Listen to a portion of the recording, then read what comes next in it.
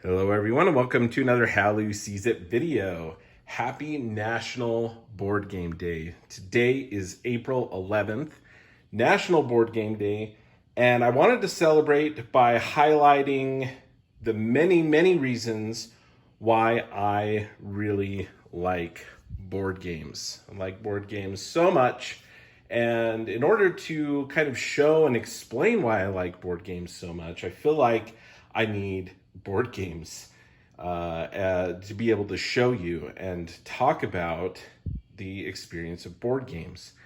Now, many of you, maybe you start out, my childhood, we had a board game closet down in the basement hall, and we had the classics: Monopoly, Connect Four, Battleship, Guess Who, Scrabble, right? We had all these games, and it was just one of those things as a kid to be able to pull something out and go somewhere else. You think about books and movies and things like that. Well, I'm going to show you today in this video all the different themes and all the different types of games that you can play.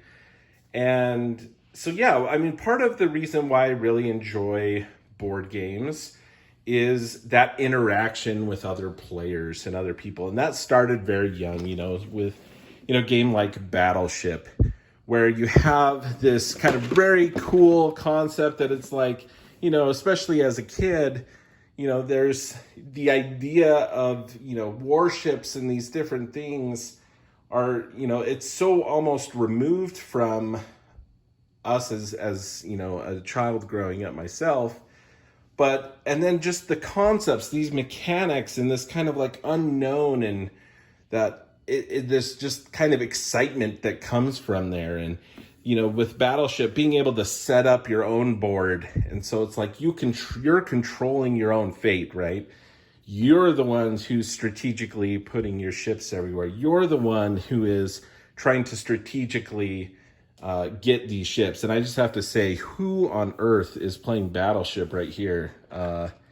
They had 3 misses and 6 hits. Anyway, but it's amazing. I mean, I have a few, and Gestures. You have these big family party games, these big group games, right?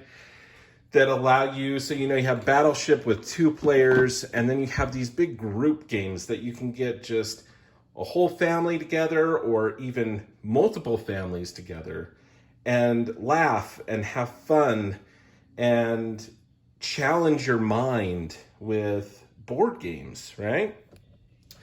Yeah, some old kind of versions. Stratego, another great 2-player game, right? There's an older copy of Battleship. We have a few more. Chopper Strike, some very old Codename Sector, Carrier Strike, Risk, very classic, right? And it's just like the game of Risk, even in high school, playing, had on like an old computer, my physics teacher in high school, and during breaks and stuff like that, we would be playing Risk, and just the strategy of that and going against, your teacher and other things, like just so much fun with board games growing up, right?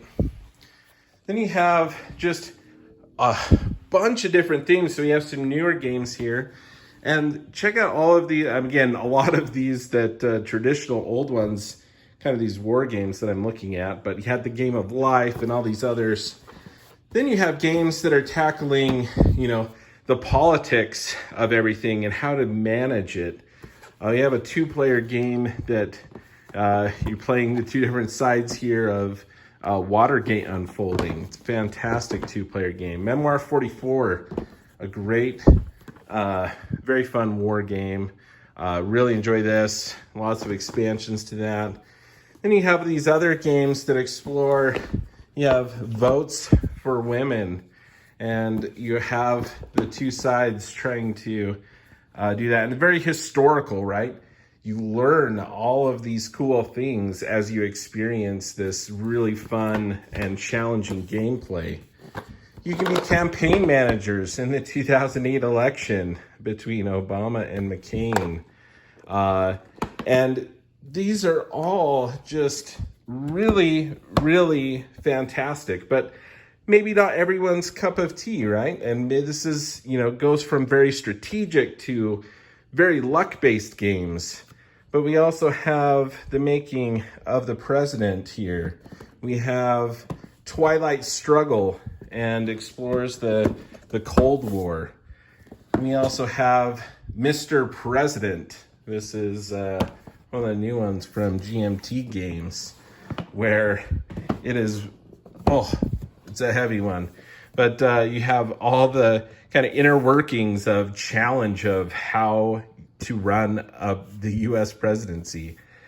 Really, really interesting concepts, right? And just to explore all of these at these different levels is just really, really something that I love. Like, you think about books and all these different themes. You may have historical fiction, nonfiction, sci-fi, and all these other things. Well, board games explore that in a way that you can interact with it, right? So, some of my favorite films and different things like that. We have a stack here representing some of that. Like, who wouldn't want to take on a role of either, the Empire or the Rebels in, being the Empire and trying to find the Rebels' hidden base, while the Rebels are just trying to, take out the Death Star and do all these things. I mean, board games, like, I love movies and I love books, but board games pull you in and have you interact with someone else in these worlds and these themes, which are really, really fun. So we have, of course, Star Wars. We have you can be a bounty hunter on the Outer Rim. We have the Clone Wars. This is actually kind of a pandemic system, pandemic type game. But you're working with that. You have Harry Potter themed games. And there's just, so you have, Lord of the Rings. You have all these different, movies and books or experiences with all those politics, these things that you may be familiar with and really enjoy exploring, but in exploring it on such a level that, you challenging your mind to problem solve and make your own story, right? Like, what if, what if this, XYZ happened instead, and you had all of these kind of storytelling type mechanics in a lot of these games as well. That is just really, really fun. Let's go over here. We have, you think about all these games, they're so big, a lot of them. What about these here? Wallet-sized games, right? You can play just micro-style games. You take this, there's multiple games here, and you can easily play this, just on a very small surface, very portable type games. Have, growing up playing Hearts, different games like that. Well, they come out with Diamonds, which is a really cool trick-taking card game. You have Seas of Strife, which takes the idea of kind of like Hearts, and you want to avoid Hearts. Well, in Seas of Strife, you don't want any tricks. You don't want to win any of those. We have these social deduction type games like One Night, Ultimate Werewolf, or Werewolf. And I think, me and my wife are currently watching the show Traitors and just really enjoying it. And there's just something about kind of that social deduction game and trying to figure out who's lying and, trying to manipulate other people in this kind of safe environment, right? And to explore that is really interesting. We have all sorts of cool different themes. We have Disciple Detective. There's Bible-themed games. You have these kid games like Deducto, which helps kids explore that deductive reasoning at such an early age. That's really great. You have games that just bring a smile and a laugh to your face, butts on things. It's a really fun mechanic, well-developed mechanic card game that, just works really, really well, but it's just also going to make you laugh, right? You have Herbaceous, which is just such a pleasant game to get out and play. Such a nice experience. And I didn't grab Skull Hollow, but that's one of my son's favorite games. And in that one, you have like little tiny characters, like little foxes, taking on these giant guardians, which are these meeple characters. And part of the board is you actually hop up onto the guardians, and you're moving. There's a separate board that you're actually on this giant creature, and there's just so many cool things. There's sports, right? Exploring all the different sports. I love hockey. I've never played hockey. I like watching it.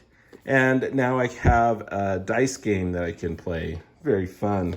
And that gives you that feel. First and Goal. You have all these different cool football teams that you can play against each other in First and Goal.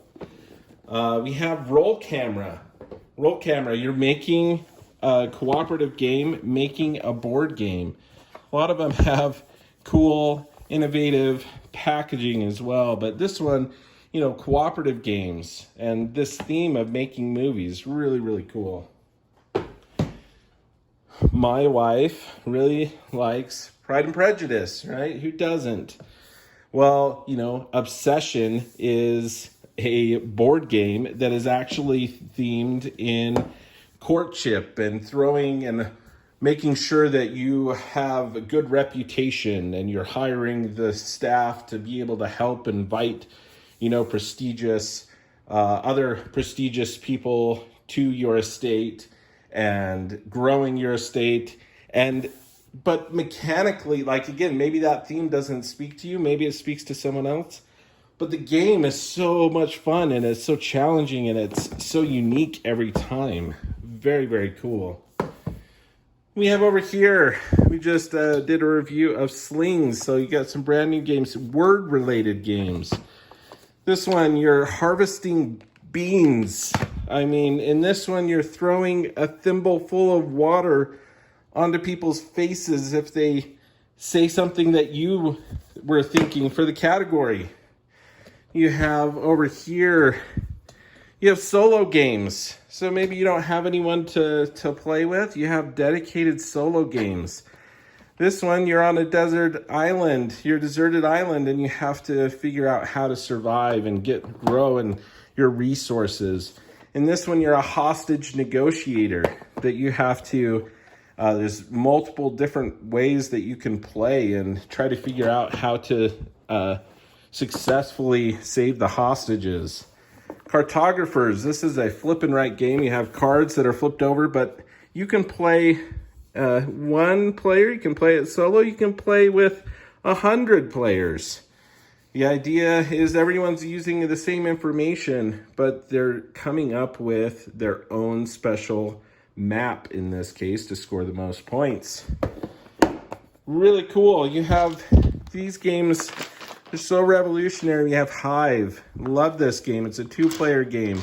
Similar feeling to chess. You have black and white pieces. You're trying to, in this case, surround your opponent's queen bee instead of, put your opponent's king in check. But there's no board. It's just pieces. And you're playing the pieces in there. You're moving them in, relation to the other pieces. We have more cooperative games here. Huge cooperative games such as Pandemic, maybe one of the most famous. And you think about what we all just went through in the year 2020 with COVID. Well, you have these very interesting themes and working together. This one is more, family, a little bit even easier to kind of grasp, but ghost fighting treasure hunters. And you're working together to go into this mansion here and collect the gems and get out before the whole place comes overrun with ghosts. We have Bang the Dice Game, one of my favorite party games. This is such a great game. It pulls in that social deduction element as well as a luck element of rolling the dice. You have expansions to all these games that come out that grow it and change it. You love the game so much, and you're able to continue to play it and add new elements to it, which is really cool. Super Skill Pinball. This is a game you can play solo, but you can also play it up to 4 players. And this mechanic they really cleverly designed to be able to have and kind of reflect that feel of playing pinball in a board game. They have these little balls that you are able to move around the board, and they go from different spots to different spots, and it comes down with gravity into the different areas. And so it ball's dropping, and you figure out where it's going to go, and then you have to mark those off with the little flippers, and you're trying to score the highest points possible. I mean, how cool is that? I've loved pinball since a kid, and now there's these multiple versions of this that bring that 2-player cooperative game that's recently came out. You're trying to land a plane, and you can land in different areas. You're trying to manage all these different things. The turning of the airplane, getting it level off again before you land, controlling the air traffic, getting them make sure that you have a clear runway, and all sorts of cool stuff. You can be sonar. You can play sonar, and you can be these submarine commanders, and kind of a newer take on the old battleship, right? In this case, you're moving around, and they're trying to find you. Very cool. We have Dice Throne, a bunch of different characters that you can play. It's like a battle Yahtzee. There's just so much out there. Don't worry, we're coming to a close with almost these videos that I've just pulled a few to highlight. Racing. I love racing. I think racing is such a cool theme and concept, and I love it. Well, they have all these wonderful games that play so differently, but explore each of these kind of themes in a different way. From, these games here, Downforce has a lot of betting type mechanics. Charioteer, and this one you're racing chariots. We have other tabletop games, which I didn't pull up, but we have like Star Wars Armada and these different things, miniatures, X-Wing miniatures, where you're racing and these ships around trying to dogfight and take out your different opponents. There's just so many games and options and themes, and 1 player to 100 players, and there's just so much out there. So to close off the video here, I have a couple of games here that I wanted to also highlight, and have kind of a little bit of a special meaning here, especially this first one here, of Carcassonne. So, I talked about, I played board games as a kid, and, I enjoyed them.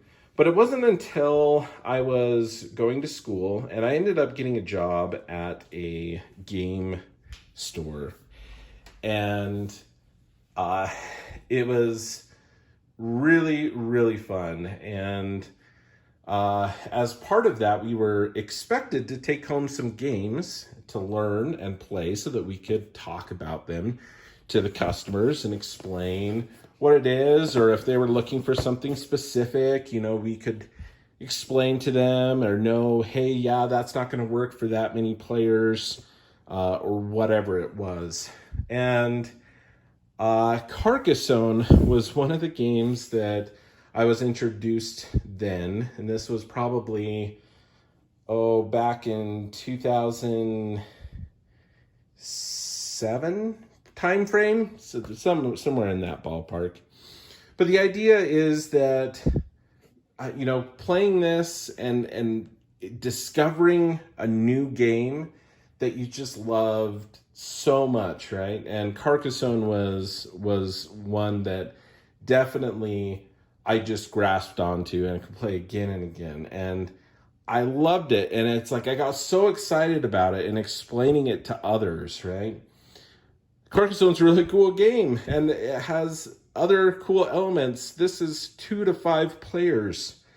Another big game at the time was Settlers of Catan, which is a great game. We love that.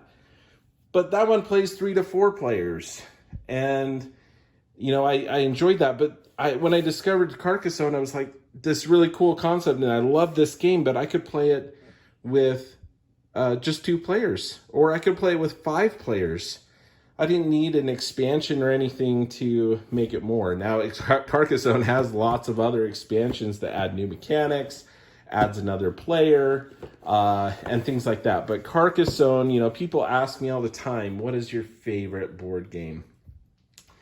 And I really struggle with that. Obviously, with as many games as there are out there, it's really hard for me to be like, hey, this is really my favorite game. But Carcassonne has to be at least one of those favorite games, and one that is just kind of special to me, right? Because it is one of those that really kind of pulled me more into the hobby to begin with, almost coming up on 20 years ago, which just sounds insane.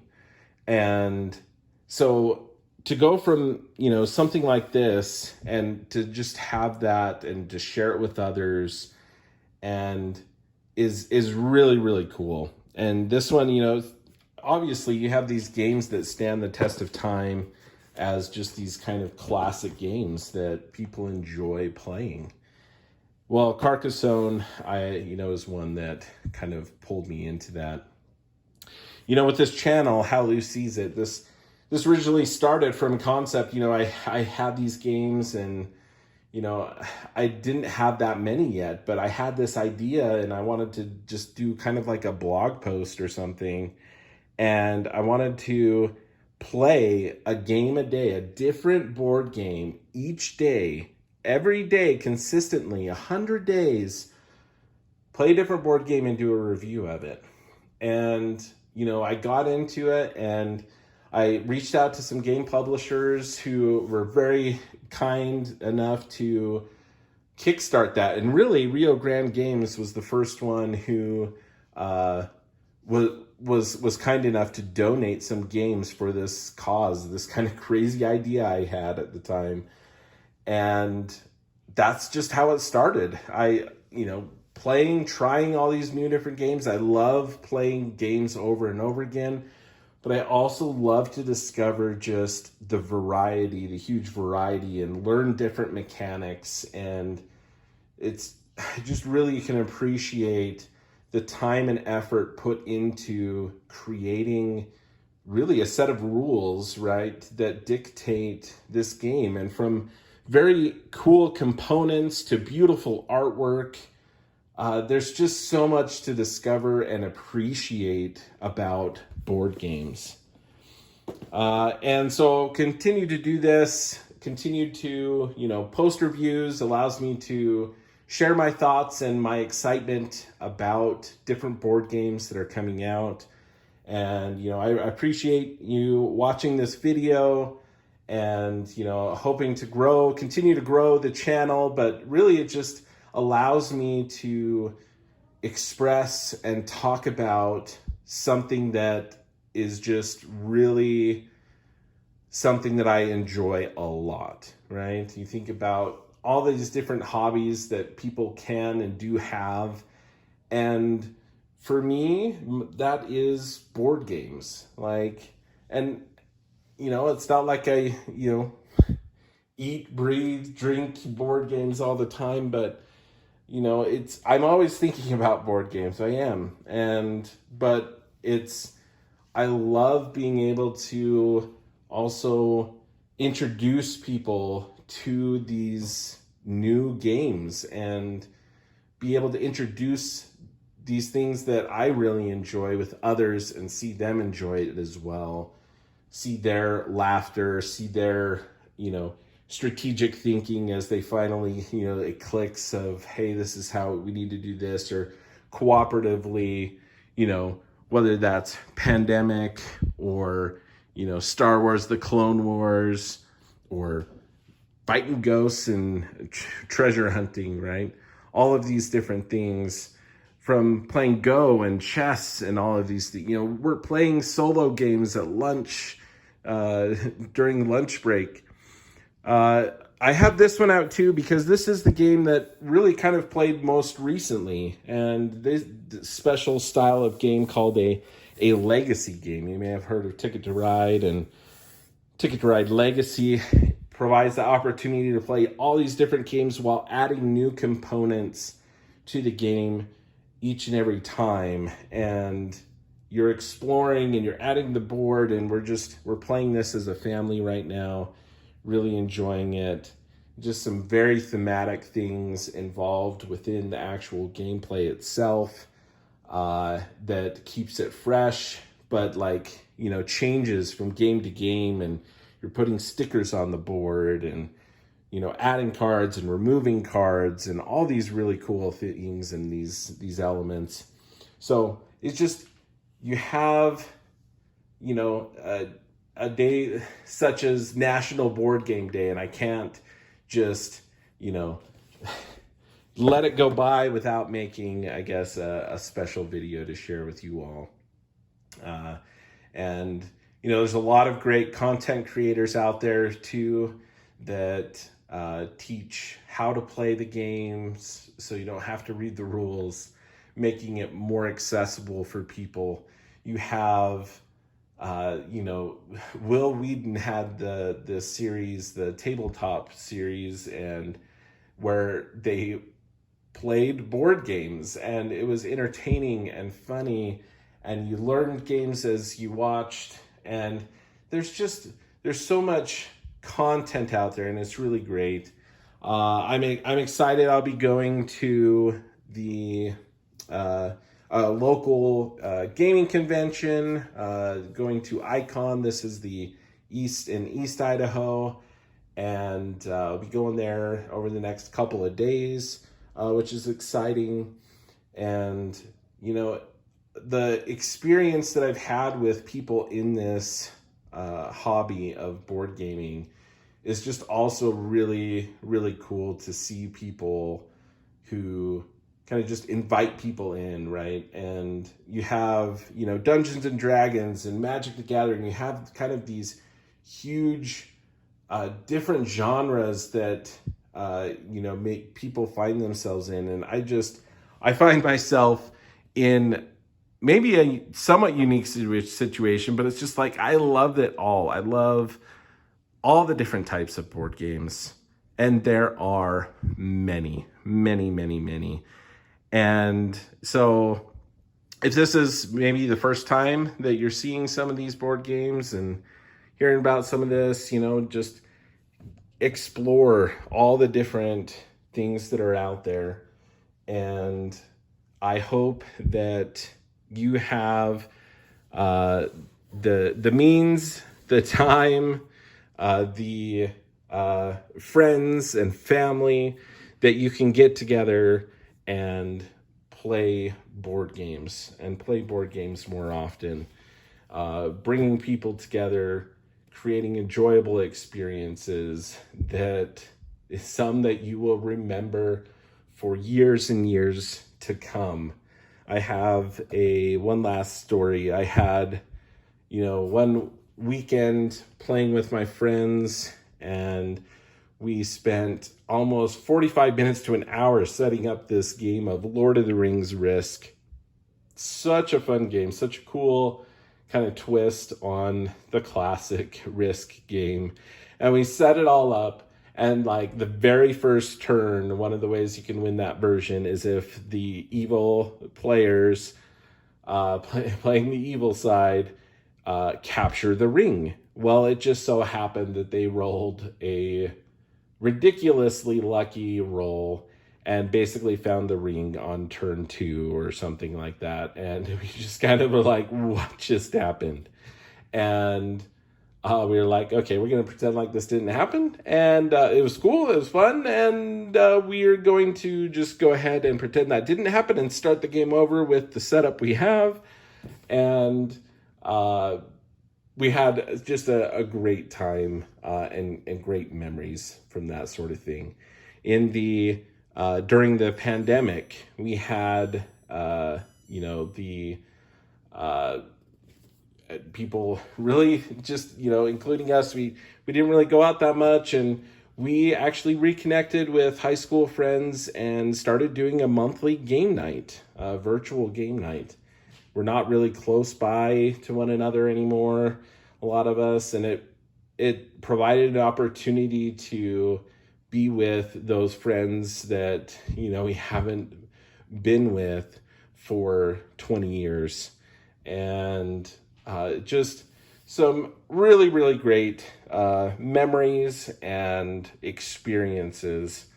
And so just some of the reasons why I really enjoy board gaming. I hope that you can find enjoyment in it as well at whatever level that you would like. But happy National Board Game Day. That is how Lou sees it.